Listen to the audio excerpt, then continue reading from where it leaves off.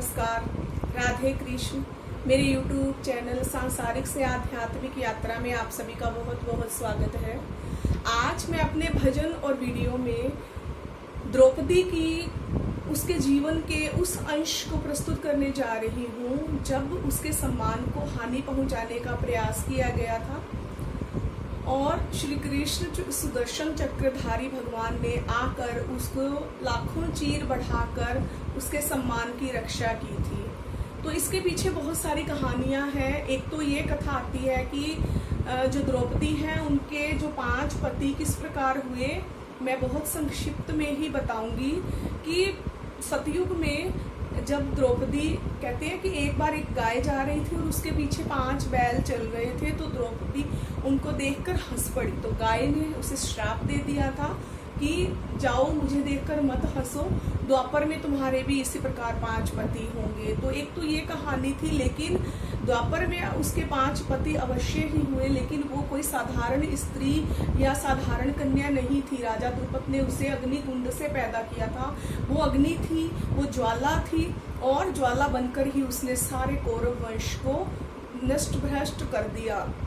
और स्वयं भद्रकाली का रूप थी, जो उस कुरुक्षेत्र के युद्ध में मरते हुए सारे जितने भी असंख्य लोग मर रहे थे, वो कहते हैं कि खून जो खप्पर भर भर कर वो खून पीती जा रही थी, वो भद्रकाली थी। तो वो कोई साधारण स्त्री या कन्या नहीं थी जिसके विषय में हम ये कह सकें कि उसके 5 पति थे। ये भी ईश्वरीय प्रदत्त, ईश्वर प्रदत्त था उसे, और उसे बहुत सारे वरदान भी प्राप्त थे। किस प्रकार उन्होंने अपने जीवन का निर्वाह किया, उसका वर्णन जो विस्तार से मैं यहाँ पर उचित नहीं समझती। शिव जी का भी उसे वरदान प्राप्त था, तो हम उसे साधारण स्त्री के रूप में उसकी गिनती नहीं कर सकते, उसकी गणना नहीं हो सकती। और जो चीर हरण का जो था, वो द्रौपदी ने एक बार जो दुर्योधन था, वो उनका कहते ना महल इस प्रकार था, बना हुआ था कि वो गिर गया था। जहाँ पर गीली जगह थी वहाँ पर सूखा फर्श दिखाई देता था, और जहाँ पर सूखा था वहाँ पर गीली जमीन दिखाई देती थी।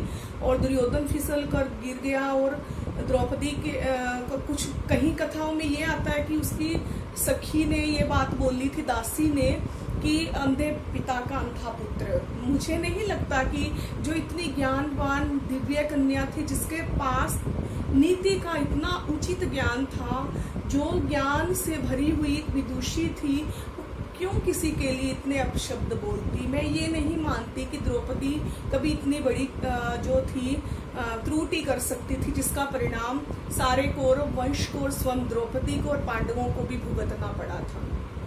लेकिन कुछ जगहों पर ये बात भी आती है कि द्रौपदी ने ही ऐसा कहा था, तो ये यहाँ पे चर्चा और बहस का विषय नहीं हो सकता। तो इसलिए उन्होंने, जो कौरव थे, उन्होंने एक सभा बुलाई और वहाँ पे द्यूत ग्रह का वहाँ पर व्यवस्था की, और बहाने से जो शकुनी मामा थे उसके पास जो पासे थे, सब जानते हैं कि वो उसी का कहना मानते थे। वो उसके पिता की हड्डियों से बने हुए थे, और जो चाहता था वही नंबर उस पर आ जाता था, और वो जो चाहा वो पांडवों से उनसे हार करवाता गया, और वे अंत में द्रौपदी को भी हार गए। और ये उनकी चाल थी कौरवों की। शायद वो स्वयं के विनाश को ही आमंत्रित कर रहे थे द्रौपदी के रूप में, जब सभा में उसे खींच कर लेकर आया गया। और श्री कृष्ण उसका सम्मान बचाने के लिए किस प्रकार आए, इसके पीछे भी एक कहानी है। जब सम्राट युधिष्ठिर का राज तिलक हो रहा था, उस समय श्री कृष्ण को पांडव भगवान मानते थे, और जब श्री कृष्ण के पांव धुलाए जा रहे थे, तो शिशुपाल ने आकर बोला कि इस साधारण ग्वाले को इस प्रकार सम्मान देने की कोई आवश्यकता नहीं है। उसने श्री कृष्ण को बहुत अपशब्द कहे, और भगवान ने बार बार यही बोला, शिशुपाल बस, मैं तुम्हारे 100 अपराध ही क्षमा करूंगा। 101 बार जब तुमने कोई भी मुझे अपशब्द बोला तो मैं तुम्हारा वध कर दूंगा। और वही हुआ। 100 से ऊपर एक बार भी अपशब्द बोलते ही श्री कृष्ण ने सुदर्शन चक्र निकाला, उसे आमंत्रित किया, और सुदर्शन ने उसका गला काट दिया। तो जब भगवान ने उसे उंगली पर वापस धारण किया, तो उनकी उंगली थोड़ा कट गई थी और वहां से रक्त बहने लगा था। और द्रौपदी ने जैसे ही देखा कि भगवान की उंगली कट गई है। उसके पास उस समय कोई अन्य वस्तु नहीं थी, कोई कपड़ा ऐसा नहीं था, क्योंकि सब लोग सभा के अंदर विराजमान थे। तो उसने अपनी साड़ी का पल्लू ही फाड़कर प्रभु की उंगली पर बांध दिया। तो भगवान ने उसे बोला कि द्रौपदी तुमने ये क्या किया, आज मैं तुम्हारा ऋणी हो गया द्रौपदी, इस समय आने पर मैं इस एक एक धागे का ऋण भुगतान करूंगा। और वही हुआ, जब द्रौपदी का सम्मान हरण करने का प्रयास किया गया सभा में, तब भगवान आए, द्रौपदी ने उन्हें पुकारा, क्योंकि उसके भौतिक पांचों पति, जो कोई धनुर्धर था, कोई गांडीवधारी था, कोई महारथी था और कोई बहुत ज्यादा पुण्य आत्मा था, लेकिन कोई भी उसे बचा नहीं पाया, उसके सम्मान की रक्षा नहीं कर पाया। सब अपने अपने नियमों से बंधे हुए थे। वह एक एक करके सबके पास गई, रोई बिलखी, नीति ज्ञान वालों के पास गई, अपने ज्येष्ठ ससुर के पास गई, अपने पितामह के पास गई, दादा के पास गई, गुरु द्रोणाचार्य के पास गई, सबके पास गई, लेकिन कोई भी, विदुर काका के पास भी गई कि वो नीति का ज्ञान रखते हैं क्या। इस प्रकार कुलवधू का इस प्रकार सभा में बालों से खींच कर लाया जाना, और वो भी उस अवस्था में जब वो दूसरों के सामने साक्षात नहीं जा सकती, हार श्रृंगार नहीं कर सकती, उन दिनों से गुजर रही उस स्थिति में जब उसे सम्मान हरण करने के लिए सभा में लेकर आया गया, क्या यह उचित है? किसी के पास इसका कोई आंसर नहीं था, कोई जवाब नहीं था। तो द्रौपदी को हार कर भगवान श्री हरि कृष्ण को ही पुकार लगानी पड़ी और भगवान को आना पड़ा, उसके सम्मान को बचाना था, उन्हें उस ऋण का भुगतान करना था जो द्रौपदी ने उनको साड़ी का पल्लू फाड़कर, जो कपड़ा बांधा था, जो पट्टी बांधी थी, उस पट्टी के एक एक धागे का भुगतान करने के लिए भगवान श्री कृष्ण वहां पर आए। तो द्रौपदी अपनी प्रार्थना को, अपने जो विनती थी, अपनी जो दर्द भरी आवाज थी, उसे किस रूप में प्रभु को बुलाती है, ये आज मैं अपने भजन में प्रस्तुत कर रही हूँ। तो मैं अपना भजन और वीडियो शुरू कर रही हूँ। यदि आपको ये भजन और वीडियो पसंद आए, कहानी पसंद आए, तो लाइक कीजिएगा, शेयर कीजिएगा, कमेंट कीजिएगा, जो भी आपको अच्छा लगा, कैसा लगा, और शेयर कीजिएगा, बेल आइकन प्रेस कीजिए ताकि मेरा नया नोटिफिकेशन आपके पास पहुंच जाए। मैं अपना भजन शुरू कर रही हूँ। तुमको द्रौपदी अर्ज गुजारी, रख ले लाज मोहना, तुमको द्रौपदी अर्ज गुजारी, रख दे लाज मोहना, मेरी तरफ भी नजर डालो नंद लाल मोहना, मेरी तरफ भी नजर डालो नंद लाल मोहना, तुमको द्रौपदी अर्ज गुजारी, रख लो लाज मोहना, तुमको द्रौपदी अर्ज गुजारी, रख लो लाज मोहना, मेरी तरफ भी फेरा डालो नंद लाल मोहना, मेरी तरफ भी फेरा डालो नंद लाल मोहना,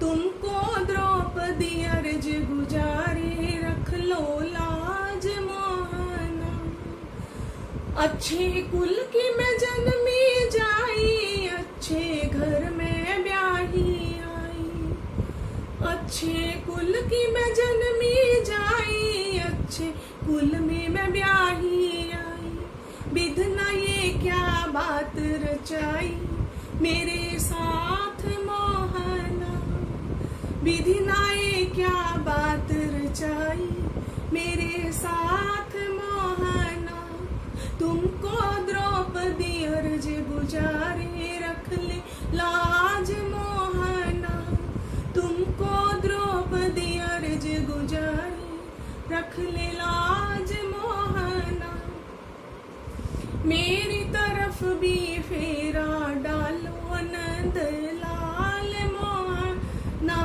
मेरी तरफ भी नजर डालो नंद लाल मोहना, मेरी तरफ भी नजर डालो नंद लाल मोहना, तुमने तारा से नाई, जो था सदना जाति कसाई। तुमने तारा से नाई, और था जाति सदना कसाई। तुमने तारी मीराबाई, तुमने तारी मीराबाई, होके दयाल मोहना। तुमने तारी मीराबाई, होके दयाल मोहना। मेरी तरफ भी नजर डालो, आ जाओ लाल मोहना। मेरी तरफ भी नजर डालो, आ जाओ लाल मोहना। देखो पापी पाप रचाया, मुझको सभा के बीच बुलाया। देखो पापी ने पाप रचाया, देखो सभा के बीच बुलाया। देखो पापी ने पाप रचाया, मुझको सभा के बीच बुलाया। और दुशासन दौड़ाया, और दुशासन दौड़ाया, नेत्र लाल मोहना। और दुशासन दौड़ाया, नेत्र लाल मोहना। तुमको द्रौपदी अर्ज गुजारे, लख लो लाज मोहना। तुमको द्रौपदी अर्ज गुजारे, रख लो लाज मोहना। मेरी तरफ भी फेरा डालो, नंद लाल मोहना। मेरी तरफ भी फेरा डालो, नंद लाल मोहना। कुलवधु सभा के बीच बुलाई, बालों से है खींची लाई। कुलवधु सभा के बीच बुलाई, बालों से है घसीटी लाई। देखो क्या हालत है बनाई, देखो क्या हालत है बनाई। तुम बिन कोई न लाज बचाई, नंद लाल मोहना। तुम बिन कोई न लाज बचाई, नंद लाल मोहना। मेरी तरफ भी नजर डालो, नंद लाल मोहना। तुमको द्रौपदी अर्ज गुजारे, रख लो लाज मोहना। चक्र सुदर्शन धारी आए, आके लाखों चीर बढ़ाए। चक्र सुदर्शन धारी आए, आके लाखों चीर बढ़ाए। देखो गिरधारी आए, द्रौपदी का सम्मान बचाए। देखो गिरधारी है आए, द्रौपदी का सम्मान बचाए। देखो सर्वेश्वर है आए, द्रौपदी का सम्मान बचाए। जय जय जय जयकार बुलाए, पुष्प डाल मोहना। जय जय जय जयकार बुलाओ, पुष्प डाल मोहना। तुमको द्रौपदी अर्ज गुजारे, रख लो लाज मोहना। मेरी तरफ भी नजर डालो, नंद लाल मोहना। मेरी तरफ भी फेरा डालो, नंद लाल मोहना। तुमको द्रौपदी अर्ज गुजारे, रख लो लाज मोहना। तुमको द्रौपदी अर्ज गुजारे, रख लो लाज मोहना। तुमको द्रौपदी जय जय बुलाए, रख दी लाज मोहना। तुमको दुनिया जय जयकार बुलाए, रख दी लाज मोहना। जय जय जय जयकार बुलाओ, नंद लाल मोहना। जय जय जय जयकार बुलाओ,